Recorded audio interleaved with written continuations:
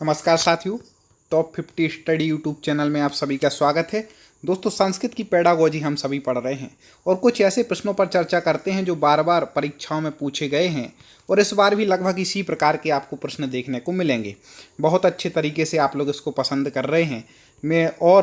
पिछले जो वीडियो में हमने आपसे प्रश्न पूछा था उसके से शुरुआत के साथ हम आज की पढ़ाई करेंगे। एक निवेदन, कुछ लोगों का कमेंट आता है कि सर हमें आगे की वीडियो नहीं मिल पाती, तो मेरा निवेदन होगा आप चैनल को देख लें। आप सब्सक्राइब ना किया हो तो आप एक बार सब्सक्राइब कर लें और बेल आइकन को दबा लें, जिससे अगला जब हमारा संस्कृत का वीडियो है और कोई भी सिलेबस के अनुसार आपके वीडियो होंगे तो आपको नोटिफिकेशन आ जाएगा। और आप यूट्यूब पे भी सर्च कर लें, टॉप 50 स्टडी सर्च करेंगे तो क्रम से हमारे वीडियो आ जाएंगे। प्ले लिस्ट में जाके देख लें, एक भी वीडियो आप ना छोड़ें क्योंकि आपके लिए बहुत उपयोगी होने वाला है। तो चलिए हम शुरुआत करते हैं। आज का पहला प्रश्न जो हमने पिछले वीडियो में पूछा था, अनुमानम एकम उपकौशलम अस्ति, मतलब अनुमान एक उपकौशल है। किसका है उपकौशल? तो पिछले वीडियो का लास्ट प्रश्न मेरा यही था जो आप लोगों से उत्तर बताने को कहा था। मुझे बहुत खुशी है कि बहुत सारे मित्रों ने बिल्कुल कमेंट में सही उत्तर बताया है। वो उत्तर था बी, मतलब पठनस्य। मतलब अनुमान किसका एक उपकौशल है? तो पठन का एक उपकौशल। एक होता है कौशल, एक होता है उपकौशल। तो अनुमान क्या है, किसका उपकौशल है? पठन का उपकौशल है। ठीक है, चलिए आगे पढ़ते हैं। आगे है पठनस्य शिखर पाद क्रम पद्धतौ अध्येता, मतलब पठन की शिखर पादक्रम जो पद्धति है अध्येता, उसमें अध्येता क्या होता है, कैसा क्या करता है? तो उसका उत्तर हो जाएगा, देखें ABCD। कमेंट में मेरे बताने से पहले आप भी इसका उत्तर बता सकते हैं, जिसको शिखर पाद पद्धति को कहते हैं टॉप डाउन मॉडल। तो इसका अध्येता क्या करता है? पूर्णात अवयवानाम प्रति गच्छति, मतलब पूर्णता। ठीक है, पूर्णाते पंचमी व्यक्ति, मतलब पूर्णता से अवयवान प्रति गच्छति, मतलब पूर्ण अवयवों के ओर जाता है। पूर्ण अवयवों की ओर जाता है। क्या करता है अध्येता? शिखर पादक्रम पद्धति में पूर्ण अवयवों की ओर जाता है। अब इसको हम थोड़ी व्याख्या से समझते हैं। देखें क्या लिख रहे हैं कि पढ़ने की शिखर पादक्रम पद्धति का अध्येता पूर्ण अवयवों या तथ्यों की ओर जाता है। अर्थ इसका मतलब क्या हो गया, तो वो समझने के लिए देखें। शिखर पादक्रम पद्धति वह पद्धति कहलाती है जिसमें रुचिकर्ता या अध्ययनकर्ता शब्दशः पूर्ण अवयवों को प्राप्त करता है। शब्दशः बिल्कुल एक एक क्रम से पूर्ण अवयवों को प्राप्त करता है। किस पद्धति में? शिखर पादक्रम पद्धति में। तो आप याद रखिएगा, कभी पेपर में आ गया शिखर पादक्रम पद्धति तो आप बता पाएं। अगला देखें 183 नंबर प्रश्न, संभाषण कौशलस्य विकासार्थम योग्यतमः मार्गः अस्ति छात्रेभ्यः। क्या पूछ रहे हैं हिंदी में? देख, यहाँ कह रहे हैं कि संभाषण कौशल के विकासार्थम, विकास के लिए योग्यतम मार्ग अस्ति, योग्यतम मार्ग है। क्या है? छात्रेभ्यः, मतलब छात्रों के लिए क्या किया जाए? ABCD 4 ऑप्शन हैं, आप भी कमेंट में बता सकते हैं मेरे बताने से पहले। आप यदि थोड़े बहुत समझने लगे हो संस्कृत को, इतने वीडियो यदि आप पूरे हमारे वीडियो देख लेंगे ये पार्ट बाई पार्ट, तो आपके संस्कृत के अर्थ निकालना भी सीख जाएंगे। तो इसका जो उत्तर हो जाएगा ए हो जाएगा, प्रकृति जीवन परिस्थितिम अधिकृत कथयुतुम अवसर प्रदानम। मतलब क्या कह रहे हैं? प्रकृति जीवन की परिस्थिति को अधिकृत मतलब करके, ग्रहण करके, कथयुतुम अवसर प्रदानम मतलब कहने के लिए अवसर प्रदान करना। संभाषण कौशल के लिए क्या? उन्हें अवसर मिले, जैसी परिस्थिति हो, प्रकृति जीवन की परिस्थिति को ग्रहण करके उसको कहने के अवसर हों, तो क्या हो जाएगा? संभाषण कौशल का विकास होगा। इसको थोड़ा हम विस्तार से समझेंगे। देखिए चार्ट के माध्यम से इसमें क्या बतलाना चाह रहे हैं कि कौशल निर्माण 5 प्रकार से छात्रों का किया जाता है। कौशल निर्माण किस प्रकार से होता है? 5। ये विस्तार से भी समझना जरूरी है। मतलब इससे संबंधित कोई भी प्रश्न आएगा तो आपको एक प्रश्न पढ़ने से 3 प्रश्न का नॉलेज मिलेगा। इसलिए हम बड़े विस्तार से संस्कृत में, हिंदी में बिल्कुल सरल भाषा में आपको समझा रहे हैं। तो देखें, कौशल निर्माण 5 प्रकार से छात्रों का किया जाता है। कैसे? संभाषणेन, संभाषण के द्वारा, श्रवण के द्वारा, पठन के द्वारा और लेखन के द्वारा। ये होता है कौशल निर्माण। ठीक है, इनमें से संभाषण नामक कौशल के विकास के लिए छात्रों को भाषा की संरचना सुनिश्चित करने हेतु उन्हें अवसर प्रदान किया जाता है कि भाषा की संरचना को सुनिश्चित कर सकें, जिससे बालक की वाक शक्ति को पूर्णतः विकसित किया जा सके। उसकी बोलने की शक्ति है उसको पूर्णतः विकसित किया जा सके। इस प्रकार कौशल का यदि योग्यता विकास मार्ग देखा जाए तो जीवन प्रकृति परिस्थिति को आधार करके बालक अवसर द्वारा अवसर द्वारा खोलना ही योग्यतम उत्तर होगा। मतलब कैसे करें? जीवन प्रकृति परिस्थिति को आधार करके बालक अवसर द्वारा अवसर उन्हें प्रदान करें तो अपने आप उनका भाषण कौशल बढ़ेगा। चलिए अगला जो प्रश्न है देखें, उत्पादक कौशलम अस्ति, मतलब क्या हो गया? सीधे सरल है कि उत्पादक कौशल है। कौन कौन से इसमें से उत्पादक कौशल? 4 ऑप्शन दिए हैं, इनमें से उत्पादक कौशल तो आपको बता दें, संभाषणम लेखम च, मतलब संभाषण और लेखन। ठीक है, संभाषणम लेखनम च मतलब संभाषण और लेखन क्या है? उत्पादक कौशल है। देखो इनके बारे में समझते हैं। उत्पादक कौशल वह है जिसके अंतर्गत संभाषण लेखन को संक्षिप्त किया जाता है। ठीक है, और देखें और क्या होता है? संभाषण और लेखन उत्पादक कौशल के आधार स्तंभ हैं। दोनों ही शब्दोत्पादन एवं शब्द लेख ज्ञान का उत्पादन करके छात्र कौशल विकास को उत्सर्जित एवं पुष्टित करते हैं। किसी मनोवैज्ञानिक ने कहा है कि उत्पादन कौशल संभाषण एवं लेखक के विकास से पालित पोषित कौशल है। ठीक है, तो अब दोनों चीज़ों को समझ गए होंगे। आगे बढ़ते हैं। अधुलिखितेषु कस्मिन् कार्ये सूक्ष्म पेशीय कौशलस्य आवश्यकता अस्ति, मतलब अधुलिखित में निम्नलिखित में से कस्मिन् कार्य किस कार्य में सूक्ष्म पेशीय कौशलस्य आवश्यकता, मतलब सूक्ष्म पेशीय कौशल की आवश्यकता होती है। ये 4 जो दिए हैं कार्य में से किस कार्य में जो सूक्ष्म पेशीय कौशल की आवश्यकता होती है? ABCD में से 4 ऑप्शन आपको बतलाना, कमेंट में उत्तर बता सकते हैं। चलिए मैं आपको बता दूं उससे पहले कि वह हो जाएगा लेखने, मतलब लेखन कौशल में सूक्ष्म पेशीय कौशल की आवश्यकता होती है। आगे देखें, आगे के प्रश्न बहुत महत्वपूर्ण है। मेरा निवेदन होगा वीडियो को पूरा देखिएगा और लाइक जरूर कर दीजिएगा यदि आपको प्रश्न पसंद आ रहे हो तो हमारे। चलें देखें, व्याकरण शिक्षाम सरलीकरणाय यह उपायः अस्ति, मतलब व्याकरण जो शिक्षण है उसको सरलीकरण के लिए उपाय है। क्या है? व्याकरण शिक्षण को सरल बनाने का उपाय क्या हो जाएगा? तो सीधा हो जाएगा ए, मातृभाषया सह तुलना, मतलब मातृभाषा के साथ उसकी तुलना करके उसको पढ़ाना चाहिए, क्योंकि मातृभाषा को वो अच्छे समझता है बालक, इसलिए। ठीक है, तो व्याकरण शिक्षा को सरल बनाने का जो उपाय है वह इस प्रकार है, व्याकरण शिक्षा की मातृभाषा के साथ तुलना करके पठन क्रिया होनी चाहिए, तभी सरल हो सकती है। आगे देखते हैं, चलिए आगे हो जाएगा, कठिन शब्दानाम उच्चारणाभ्यासः कदा भवति, मतलब कठिन शब्दों का उच्चारण अभ्यास कदा मतलब कब भवति मतलब होता है। अब बताइए 4 ऑप्शन है ABC या D, आपको सही उत्तर बताना है। कौन सा हो जाएगा 4 में से?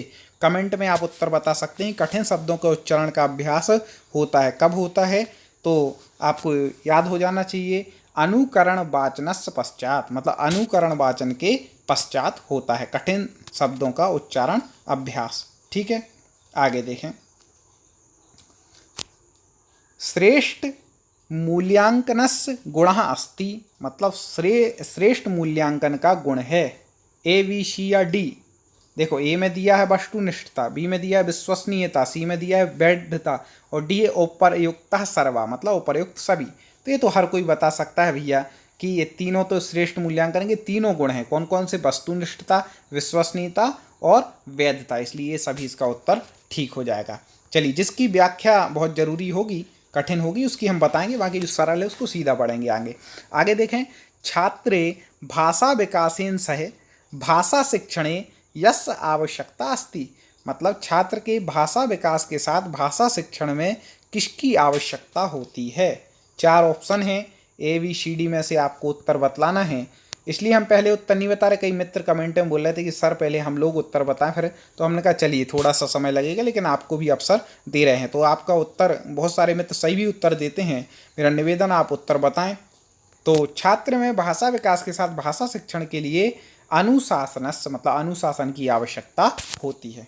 ठीक है, आगे देखें, सामूहिक वाचने पाठस्य प्रथमम वाचनम करोति, सामूहिक वाचन में पाठ का प्रथम वाचन कौन करता है? सामूहिक वाचन हो रहा है तो पहला वाचन कौन करेगा? सीधी बात है, अध्यापक करेगा, उसके बाद छात्र लोग दोहराएंगे। तो इस प्रकार से इन प्रश्नों को समझ करके भी उत्तर बतला सकते हैं। चलिए आगे बढ़ते हैं। अगला है पाठोपरांत मूल्यांकनम अस्ति। पाठ के उपरांत मूल्यांकन है, ठीक है, क्या है? तो अब आप बताना है ABCD में से उत्तर सही, ठीक है। तो कई बार प्रश्न में ही उत्तर छिपा रहता है। जैसे आप इस प्रश्न को अच्छे से पढ़ें, पाठोपरांत मूल्यांकनम अस्ति, मतलब पाठोपरांत मूल्यांकन है। अब सीधा इसी में लिखा है कि पाठ के उपरांत मतलब बाद में, तो सीधा हो जाएगा पाठस्य पठनास अनंतरम, मतलब पाठ के पढ़ने के बाद क्या मूल्यांकन होता है। इस प्रकार से आप सीधे समझ सकते हैं। अब देखें, एक बहुत महत्वपूर्ण प्रश्न मैं समझता हूँ। संस्कृते मूल्यांकनम प्रयोजनम अस्ति, मतलब संस्कृत में मूल्यांकन का प्रयोजन होता है। क्या होता है संस्कृत में जो मूल्यांकन किया जाता है, तो उसका प्रयोजन क्या होगा? आप 4 ऑप्शन दिए हैं, आप पढ़ें इन चारों ऑप्शनों को। मैं चलो पढ़ के बताता हूँ इसका उत्तर, फिर मैं आपको बतलाऊंगा।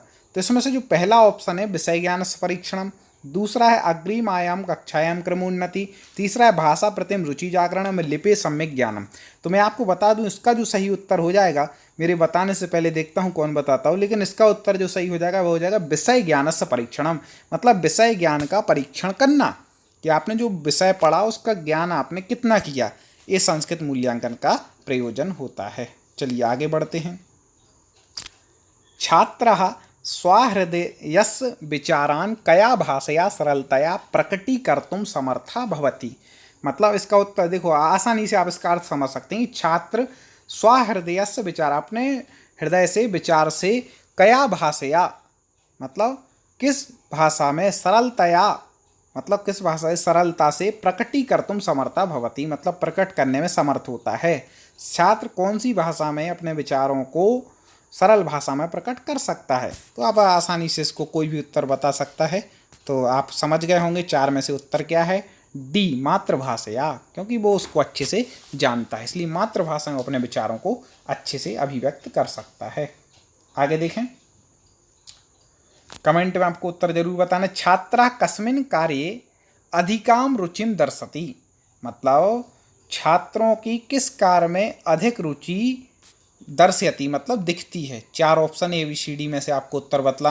तो A लेखने मतलब लेखन में, B पठने मतलब पठन में, C चित्रेषु राग भरने मतलब चित्रों में रंग भरने में, या उपरयुक्तेषु त्रिषुए मतलब उपरयुक्त में से तीनों में ही। तो आपको बता दें इसका जो सही उत्तर होगा D, मतलब छात्रों की तीनों में अधिक रुचि होती है, लेखन में भी, पढ़ने में भी, चित्रों में, रंग भरने में। तो D उसका उत्तर ठीक हो जाएगा। आगे देखें,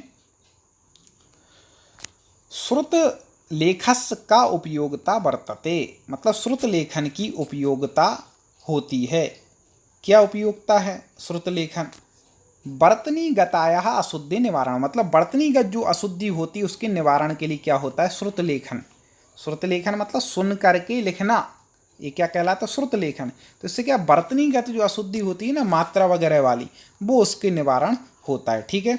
श्रुत लेखन की उपयोगिता है कि इससे वर्तनी संबंधी अशुद्धियों का निराकरण हो जाता है। प्राय वर्तनी में अशुद्धि हो जाती है, तो इसे श्रुतलेख के द्वारा सुधारा जा सकता है। आगे देखें, संस्कृत भाषा शिक्षणस्य यथ प्रथमम उद्देश्य भवति, मतलब संस्कृत भाषा शिक्षण में जो प्रथम उद्देश्य होता है वह क्या है? 4 यहाँ पे बताएं, संस्कृतम ग्रहणात्मकत्वम, कलात्मकत्वम या अभिव्यक्तित्वम। तो इसका सही उत्तर हो जाएगा D अभिव्यक्तित्वम, मतलब अभिव्यक्ति ही संस्कृत का प्रथम उद्देश्य होता है, ठीक है। आगे देखें, कक्षानाय करीते यह लाभ वर्तते सा अस्ति, तो कक्षा नायक रीते या लाभ वर्तते सा, कक्षा नायक की जो रीति है उससे जो लाभ होता है वह है, कौन कौन से लाभ हैं? कक्षा नायक अपन बना देते थे, मतलब मॉनिटर जिसको अपन बोलते क्लास का हेड, तो उससे क्या क्या लाभ होते हैं तो आपको बता दें। देखें, पहला लाभ यहाँ पे लिखा है छात्राणाम अनुशासन लाभ, मतलब छात्रों के अनुशासन लाभ होता है, बिल्कुल होता है। शिक्षकस कार्यभार से न्यूनता, शिक्षक के कार्यभार कम होता है थोड़ा, बिल्कुल होता है, ठीक है। आगे अध्यापकस अनुपस्थितौ अपि शिक्षण कार्य, मतलब अध्यापक की अनुपस्थिति में ही शिक्षण कार्य चलता रहता है, बिल्कुल। और उपर्युक्त लाभ त्रय में, मतलब तीनों ही लाभ ये हो जाते, क्योंकि जब शिक्षक नहीं भी है ना, तो उन्हें डर रहता है कि मॉनिटर कहीं शिक्षक से शिकायत ना कर। जो अनुशासन रहता है, शिक्षक को भी ज़्यादा टेंशन नहीं रहती कि क्लास की व्यवस्था चलो ये नायक देख रहा होगा, और उसकी अनुपस्थिति में शिक्षण कार्य चलता रहता है। इस प्रकार से आप लोग भी जब स्कूल में पढ़ते होंगे तो जो मॉनिटर रहता होगा उस पर बहुत गुस्सा आती होगी, क्योंकि वो शिक्षक से शिकायत कर देता था। तो ये सब बातें लाभ होता है। चलिए आगे बढ़ते हैं।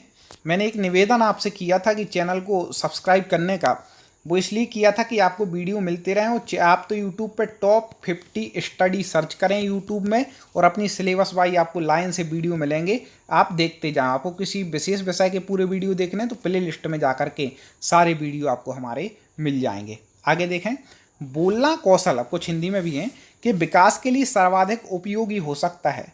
बोलना कौशल जो विकास करना है तो सबसे ज़्यादा उपयोगी क्या होगा, तो वह होगा आपस में बातचीत। ये सबसे बड़ा मेरे हिसाब से उपयोगी होगा, और इसी का उत्तर भी यही है।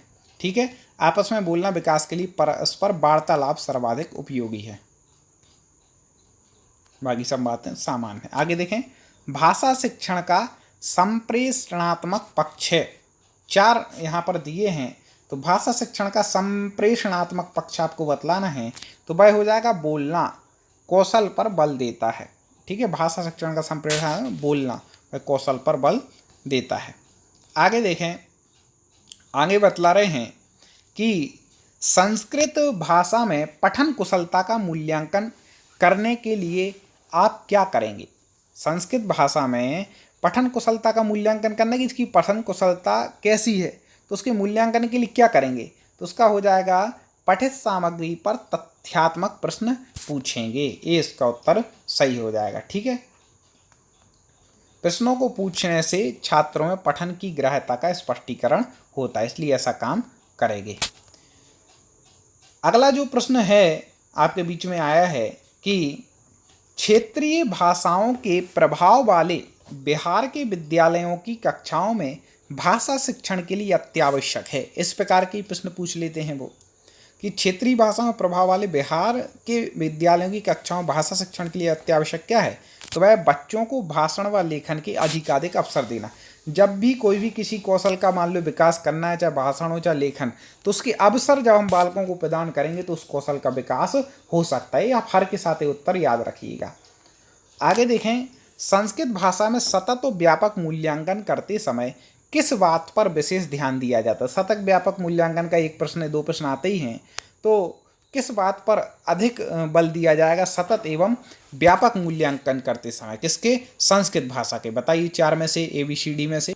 तो इसका जो सही उत्तर हो जाएगा वह हो जाएगा B, भिन्न भिन्न संदर्भों में भाषा प्रयोग की प्रवीणता, कि भिन्न भिन्न संदर्भों में भाषा का प्रयोग कैसा कर रहा है, तो वो सतत एवं व्यापक मूल्यांकन के उसमें अपन देख सकते हैं। आगे देखते हैं महत्वपूर्ण प्रश्न। भाषा शिक्षण में शब्दार्थ पर अधिक बल नहीं देना चाहिए, क्यों नहीं देना चाहिए शब्दार्थ पर अधिक बल भाषा शिक्षण में, क्यों। 20 का उत्तर सही हो जाएगा। बच्चे प्रसंगानुसार अनुमान लगाते हुए अर्थ ग्रहण कर लेते हैं, प्रसंग के अनुसार अनुमान से अर्थ लगा लेते कि इस शब्द का ये अर्थ होगा। ठीक है, इसलिए ज़्यादा बल उसमें भाषा शिक्षण के समय नहीं देना चाहिए। आगे देखें, लेखन कौशल के विकास के लिए महत्वपूर्ण है। ABCD 4 ऑप्शन हैं, तो लेखन कौशल के विकास के लिए महत्वपूर्ण होगा लेखन में विचारों की क्रमबद्धता। ठीक है, ये क्या हो जाएगा, महत्वपूर्ण हो जाएगा। क्यों हो जाएगा, तो नीचे लिखा है कि छात्र के चिंतन की कुशलता की अभिव्यक्ति होती, इसलिए। आगे, मौन पाठ की मुख्य विशेषता है।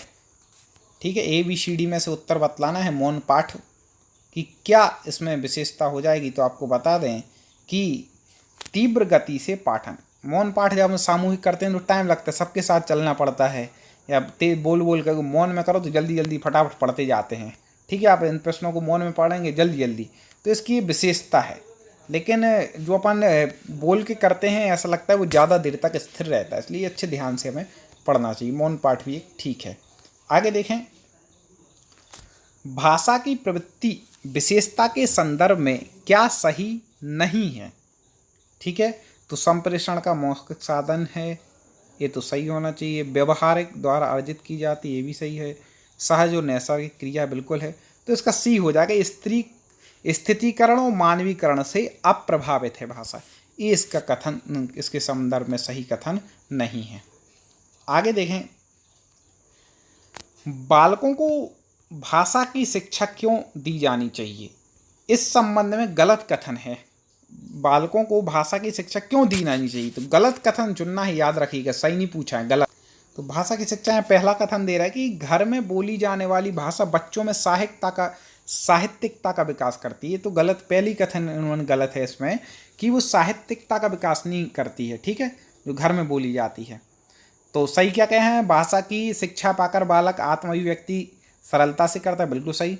घर की भाषा अस्थिर होती क्योंकि लिपिबद्ध नहीं है, इस ठीक है, इस कारण ये कथन तो वैसे ही गलत हो जाएगा, ये कथन जिसने सही समझ लिया।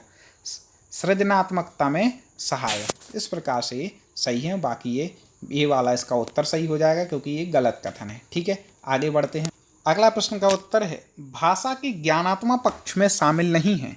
भाषा की ज्ञानात्मक पक्ष में शामिल नहीं है, ज्ञानात्मक पक्ष में आपको बतलाना है, तो आपको बता दें कि वह शामिल नहीं है। ए, शुद्ध उच्चारण भाषा के ज्ञानात्मक पक्ष में शामिल नहीं है, जबकि अर्थग्रहण, शुद्ध वर्तनी, शब्द भंडार का विशेष महत्व है। अगला देखते हैं कि मूल्यांकन भाषा का मुख्य उद्देश्य होना चाहिए। मूल्यांकन का मुख्य उद्देश्य होना चाहिए, क्या होना चाहिए, विद्यार्थियों की उपलब्धि का मापना, यही तो मूल्यांकन का उद्देश्य है। चलिए आगे देखते हैं। भाषा शिक्षा के प्रमुख उद्देश्य नहीं है, ठीक है। भाषा शिक्षा के प्रमुख उद्देश्य कौन से नहीं, 4 उद्देश्य दिए हैं। मेरा एक निवेदन होगा कि आप इस वीडियो की लिंक को आगे तक शेयर कीजिएगा, जिससे और दोस्त भी जिनको संस्कृत में कठिनाई होती है, आपके मिलने जुलने वाले दोस्त मित्र, कई बंधुओं को और लाभ हो सके। तो एक जो 211 नंबर का प्रश्न है कि भाषा शिक्षा के प्रमुख उद्देश्य नहीं है, 4 उद्देश्य यहाँ लिखे हैं। साहित्यिक प्रवृत्तियों का बोध, पठन वाचन व लेखन कुशलता में वृद्धि, सृजनात्मकता, इनमें से कोई नहीं। इसका जो उत्तर है आपको कमेंट में बताना है। अगले वीडियो में हम आपको इसका उत्तर कमेंट में बताएंगे और आगे के प्रश्नों पर चर्चा करेंगे। तो पहले मैं देखता हूं आप में से कितने मित्र मेरे सही बिल्कुल वीडियो उत्तर बताते हैं कमेंट में। उनके कमेंट भी लाइक किए जाएंगे जिनके उत्तर ठीक होंगे। तो मेरा निवेदन होगा 4 में से आप उत्तर बताने का जरूर प्रयास करेंगे। अगले वीडियो के साथ पुनः मुलाकात होगी। जय हिंद।